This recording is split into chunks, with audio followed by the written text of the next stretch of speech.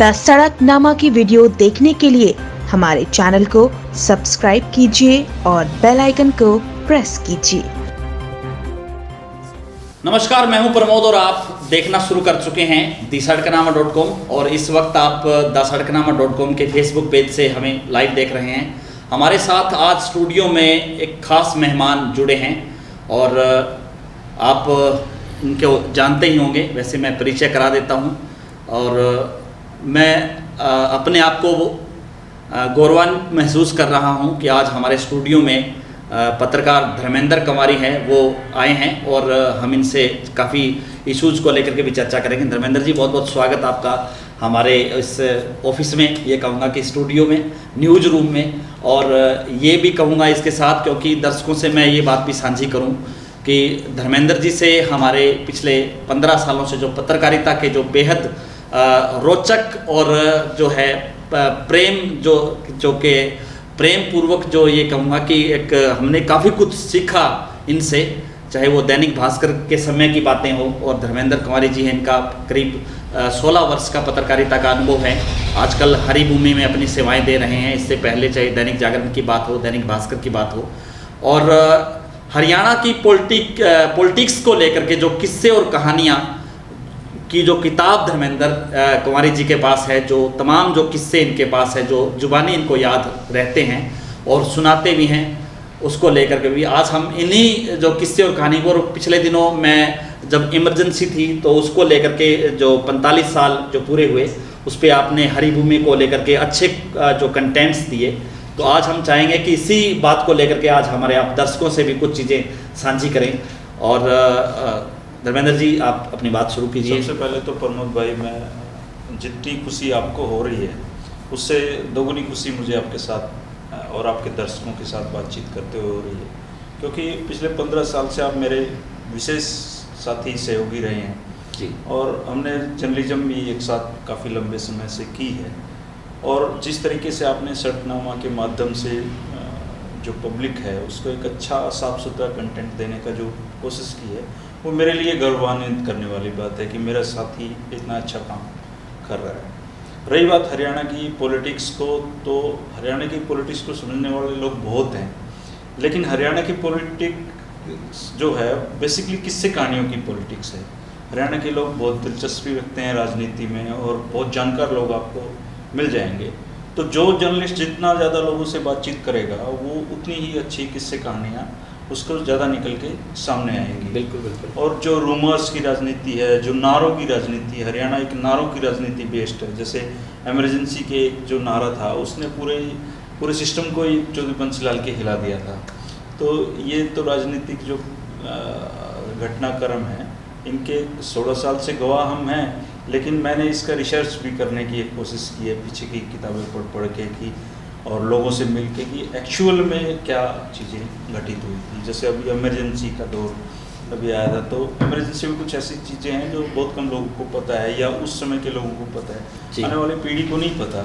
Even जो भाजपा ने एक सुबर ज्योत्सना जो ग्रंथ निकाला है, उसमें भी बहुत सारी बातें नहीं हैं जो इमरजेंसी की हैं इसमें।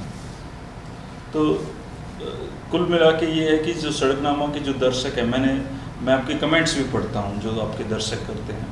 अपने दर्शकों में भी एक अच्छी क्लास है आपकी, जो अच्छी बातें करते हैं, अच्छे सुझाव देते हैं। इवन कई आपके दर्शकों ने तो मुझे भी नई जानकारी उपलब्ध कराई, तो उन सब का भी मैं आपके चैनल के माध्यम से शुक्रिया करना चाहूँगा। बहुत बहुत धन्यवाद। धर्मेंद्र जी, इमरजेंसी को लेकर के पहले, क्योंकि इस वीडियोस को आप सभी लोग लाइव देख रहे हैं और इस वीडियो को आप ज़्यादा से ज़्यादा शेयर भी कीजिए, क्योंकि धर्मेंद्र जी हमारे साथ आज मौजूद हैं और हम इनसे ज़्यादा से ज़्यादा हम आपसे इनसे जानकारी लेंगे। पॉलिटिकल जो बातें बाद में करेंगे, पहले क्योंकि इमरजेंसी पे जो इन्होंने एक हरिभूमि को लेकर के भी एक पेज तैयार किया, वो काफ़ी रोचक था हर हरियाणा के लोगों के लिहाज से भी, क्योंकि आपने भिवानी से भी पत्रकारिता की और चौधरी बंसीलाल है, उनका इलाका भिवानी से रहा।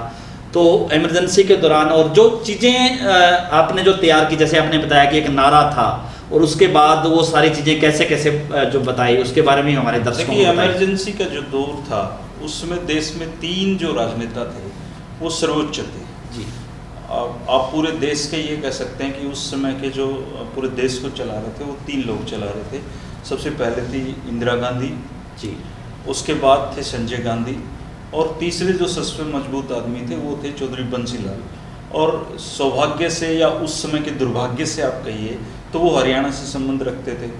और जो इंदिरा गांधी ने जो अपने विरोधियों को कुचलने के लिए जो षड्यंत्र रचा, जो इमरजेंसी के में कि छोटे छोटे जो केसेस निकाल के बना के, जो जयप्रकाश ये जॉर्ज फर्नांडिस से लेके आपका चौधरी देवीलाल से लेके और लाल कृष्ण आडवाणी तक जो भी राजनीतिक लोग थे उनको जेलों में ठूसा गया। और उनको जेलों में ठूसने के बाद पूरी मॉनिटरिंग चौधरी बंसीलाल जी के जिम्मे थी। आपको हैरानी होगी कि पूरे इमरजेंसी में जो जितने भी बड़े नेता थे वो सब के सब एक बार रोहतक जेल लाए गए। उसके बाद रोहतक जेल में जब बहुत संकट राजनीतिक बढ़ा तो उनको दूसरी जेलों में जैसे हिसार में जॉर्ज फर्नांडिस जी को शिफ्ट कर दिया गया। लाल कृष्ण आडवाणी जी रोहतक में रहे और उनका उस जेल से इतना लगाव रहा कि जब वो प्रधानमंत्री बने तो वो जेल देखने आए। तो उनका ये कहना था कि मैंने यहाँ पे खुद के अंदर झांकना सीखा है जेल में। तो जेल के जैसे आपने कैदियों से भी कभी बात की हो जो लंबे समय तक रहे हैं, जेल एक वास्तव में जिसमें सुधार गृह लिखा होता है वो खुद में झांकने का गृह है असलियत में। तो जो लाल कृष्ण आडवाणी जी वो जेल में आधा घंटे तक अपनी बैरक में रुके कि मैं इसमें अपना जो पुराने दिन हैं उनको वो ताज़ा कर रहा हूँ। खैर राजनीतिक बंदियों के साथ साथ उसके बाद चौधरी बंसीलाल इतने ज़्यादा विश्वस्त थे संजय गांधी जी के कि एक तो मारुति का उद्योग उन्होंने लगवाने में उनकी मदद की। उसमें जो उनके पॉलिटिकल विरोधी थे वो इस बात का विरोध कर रहे थे मारुति उद्योग का, जबकि चौधरी बंसीलाल ने गुड़गांव में उनको ज़मीनें उपलब्ध कराई। तो संजय गांधी के काफ़ी विश्वसनीय आदमी थे। हरियाणा में उन्होंने बहुत अच्छे विकास के कार्य कराए। इवन मैं तो कहूँगा कि हरियाणा को गठन के बाद तरक्की की राह पे दौड़ाने वाले चौधरी बंसीलाल जी थे। पूरे प्रदेश में, पूरे देश में हरियाणा पहला इसका ऐसा इकलौता राज्य था जो सड़क मार्ग से जुड़ा जी, जिसने बिजली सबके यहाँ पहुँचाई। और वो एक कुशल प्रशासक था। जैसे मैं देख रहा हूँ कि आपके यहाँ हरियाणा का एक नक्शा आपके स्टूडियो में है, ऐसे ही चौधरी बंसीलाल के जो विजयनगर का घर है उनका, मैंने खुद अपनी देखा है उस घर में जाके। वहाँ पे 2 नक्शे आज भी लगे हुए हैं। और उनकी एक विशेषता थी कि वो रात को सोने से पहले हर डिस्ट्रिक्ट के डीसी से बात करके सोते थे। इन्हीं चीज़ों की वजह से वो इंदिरा गांधी जी की नज़र में आए। और जो इमरजेंसी के बाद का दौर था उन्होंने लगभग अपने सारे राजनीतिक प्रतिद्वंदियों को निपटा दिया था या जेलों में ठूस दिया था, या जो बाहर थे वो छिपे हुए थे, कोई बोल नहीं रहा था उनके खिलाफ। तो वो जब केंद्र में एक रक्षा मंत्री बनाया गया, उनको मंत्रालय दिया गया, तो उस दौरान हरियाणा के जो सीएम हैं उन्होंने अब बनारसी दास गुप्ता जी को बनवा दिया क्योंकि उनके हाथ में था। बनारसी दास गुप्ता जी विजयनगर में अगर आपने कभी देखा हो, उनके पड़ोसी हैं वो दोनों जी। चौधरी बंसीलाल जी के घर से 100 मीटर दूरी पे बनारसी दास गुप्ता जी का घर है। उस समय जैसे केंद्र में संजय गांधी मजबूत थे इंदिरा गांधी के बेटे होते हुए, ऐसे ही हरियाणा में चौधरी सुंदर सिंह मजबूत थे। मतलब चौधरी बनारसी दास गुप्ता जी सीएम जरूर थे, लेकिन तब ऐसा अखबारों में लिखा गया था कि असली सीएम सुरेंद्र सिंह है और जो सुपर सीएम है वो चौधरी बंसीलाल हरियाणा के हैं। तो हरियाणा की ये जो पॉलिटिकल दिशा है, उसके बाद जनता पार्टी की जो सरकार आई, और आप हैरान होंगे कि चौधरी बंसीलाल ने कभी सपने में भी ये नहीं सोचा होगा कि चंद्रावती जी जैसी अननोन एक राजनेता उनको लाखों वोटों से वाणी से ही जो उनका गढ़ था उसमें से हरा देगी जी। तो ये उनके जीवन में भी एक पॉलिटिकली एक सबक था। हालांकि उसे ठीक अगले चुनाव में जनता पार्टी की सरकार चली नहीं, तो ठीक है उसके बाद वो बन भी गए थे, लेकिन वो ताउम्र चंद्रावती जी से अपनी जो कड़वाहट है उसको नहीं मिटा पाए। और जब भी मौका मिला उन्होंने चंद्रावती जी को राजनीतिक रूप से पीछे धकेलने की पूरी कोशिशें भी उन्होंने की जी। धर्मेंद्र जी, उस नारे का जिक्र आपने नहीं किया, जो नारा जो अखबारों की हेडिंग अभी पिछले दिनों ही छपा, कि उस नारे के बारे में थोड़ा देखिए, हरियाणा के लोग विशेषकर नारों में बहुत विश्वास रखते हैं। जैसे जो इमरजेंसी का दौर था उसमें एक नारा चला, जैसे उसमें एक नारे से पहले मैं बताऊं, जैसे मेरे नाना जी हैं जी, वो मेरे माँ मौसी हैं, वो 4 भाई बहन हैं जी। अगर इमरजेंसी नसबंदी, उस दौरान 2 चीज़ों पे परिवार नियोजन पे फोकस था, तो नाना जी को पकड़ के ले गए और उनकी नसबंदी कर दी, नहीं तो शायद मेरे और मौसी या मामा होते। बिल्कुल।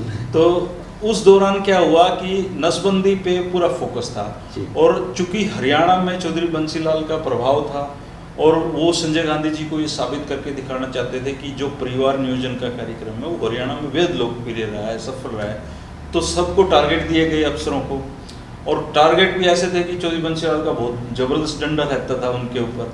तो उस समय ऐसी घटनाएं भी हुई कि जो अशोभनीय थी, तब उसमें हरियाणा से एक नारा निकला जो पूरे देश में विख्यात हो गया।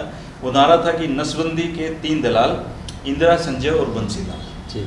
आप हैरान हो गए कि उस समय जनता पार्टी सरकार के साझा जो नेता थे, उन्होंने पूरे देश में इस नारे को, जिस भी मंच से जाते थे, ये नारा कहते थे, और हरियाणा में तो ये नारा उस समय बच्चे बच्चे की जुबान पे था। इसी नारे ने चौधरी बंसीलाल को एक बार तो राजनीतिक रूप से बहुत ही हाशिए पे धकेलने का काम किया है। ऐसे नारे उन्होंने जब खुद हरियाणा में शराबबंदी की तब भी वो नारे बने चला। नारे अच्छे भी बने हैं, नारे बुरे भी बने हैं, लेकिन हरियाणा के जो पॉलिटिकल लोग हैं वो नारों में जनता भी दिलचस्पी लेती है। या अभी लोग तो सीएम आया करके डिप्टी सीएम तक पहुंच जाते हैं हरियाणा में भी, तो हरियाणा में नारे भी महत्वपूर्ण है। धर्मेंद्र जी,